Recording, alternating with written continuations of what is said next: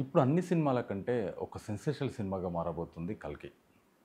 ఈ 'కల్కి' గురించి ఒకసారి టీజర్, ఒకసారి ట్రైలరు రకరకాలుగా రిలీజ్ చేయడము, వాళ్ళ మాసెస్ రిలీజ్ చేయడము, దాంతోపాటు ఒక కార్ రిలీజ్ చేయడము, ఇదంతా పబ్లిసిటీలో వాడుకున్న ఒక స్టంట్.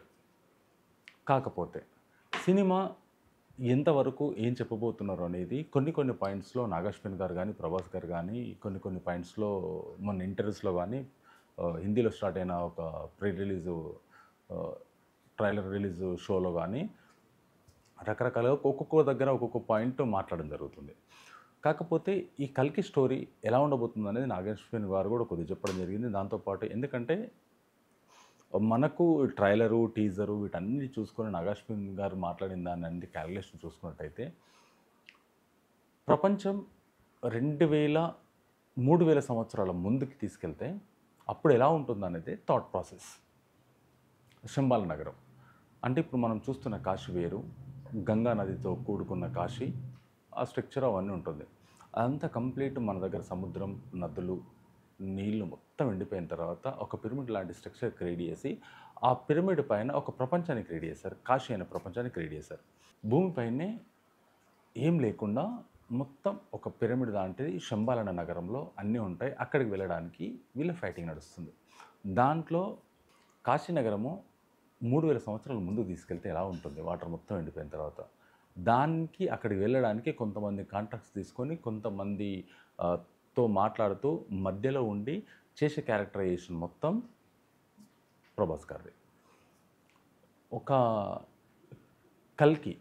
కల్కి అవతారం భూమికి తీసుకురావడానికి వన్ ఆఫ్ ది ప్రెగ్నెంట్‌గా ఉండి తనే మోస్తూ బాధ్యతలను స్వీకరించి తన గర్భంలో దాసుకొని పిల్లాడు పుట్టిన తర్వాత కల్కి అవతారం పుట్టిన తర్వాత భూమి మళ్ళీ సేమ్ యథావిధి స్టేజ్‌కి వస్తుంది అన్న సిచ్యువేషన్ దీపిక పడుకునే క్యారెక్టర్ ఉందని చెప్పేసి మనకు ఒక వినిపిస్తుంది.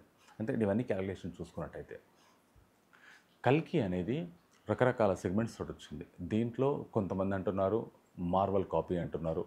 కొంతమంది అంటున్నారు కొంతమంది ఐరన్ మ్యాన్ కాపీ అంటున్నారు. ఎందుకంటే ఆ గన్స్ కానీ యుద్ధాలు కానీ ఒక మాట అనడం కూడా జరిగింది. 3000 సంవత్సరాల ముందు తీసుకెళ్ళిన తర్వాత వాళ్ళ వెపన్స్ కానీ, వాళ్ళ కరెన్సీ కానీ, వాళ్ళ బాడీ లాంగ్వేజ్ కానీ, వాళ్ళ సిచ్యువేషన్ కానీ కంప్లీట్ డిఫరెంట్‌గా ఉంటుంది. ఇది అదొక శంబాలన్ అనే నగరం.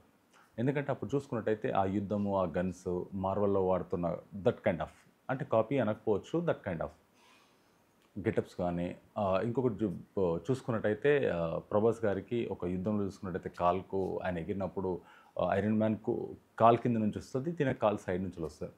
వన్ ఆఫ్ ది అలాంటిదని చెప్పేసి కొన్ని విమర్శలు కూడా వస్తున్నాయి. ఇది కలికి ఏదన్నా కాపీ చేశారా? మార్వెల్ లాంటి సినిమాని కాపీ తీసుకున్నారా?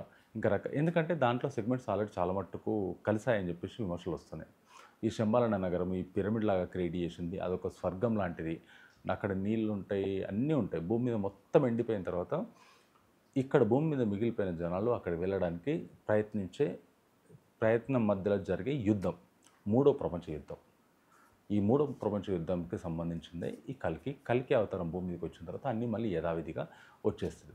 ఎందుకంటే కాశీ నగరం ఎందుకు ఎంచుకోవడం అంటే మన పురాణాల ప్రకారం చూసుకున్నట్టయితే ఏది స్టార్ట్ అయినా సరే, ఏది చూసుకున్నా సరే కాశీ నుంచిలే స్టార్ట్ అవుతుంది. అదే కాశీ 3000 సంవత్సరాల ముందుకెళ్తే ఎలా ఉంటుంది? అప్పుడు మనం ఉండకపోవచ్చు.